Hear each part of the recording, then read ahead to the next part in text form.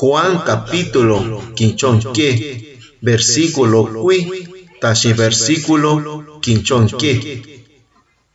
Tinde sueti no, so Jesús no denja.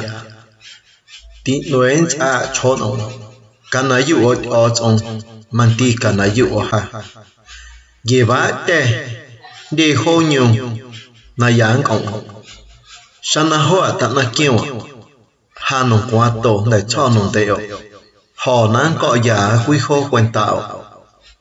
Đồ sa nán họ. Nán cọ giả quy khô quen tạo. In trong quen tạ. Đón họ cho.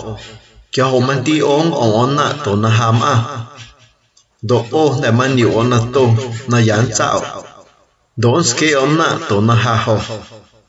Chính ni cho Tomás no Jesús. Ta. Ha ti niu ana to ha. Chu yun a nan de niu ana to. A Jesús do Tomás.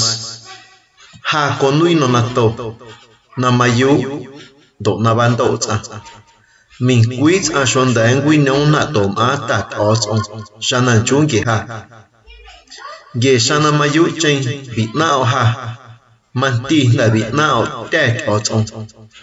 Độ tệ tổ nằm hệ để bị nào độ tệ nhau hu so Felipe no Jesús ta kia nan ha nan tị na ta ở trong độ kêu hộ mất tình chính ni cho Jesús để a xuem ana kinh ta ở Felipe độ u cho con đen quý na ha ana để nia ha man tin để nia ta ở trong du na umatsu kia nan ha nan dik na ta os ati chiu gona ha chi shwa na konui ni tet os on do tet os on chi shwa na konui no ha ni auna machin na non te o ju konui an on nan ko sangi tet os on nan I kyo ha khu mach e chiami gi ho kana yu o Sinama non de on ha tishwa na konui ni tet os on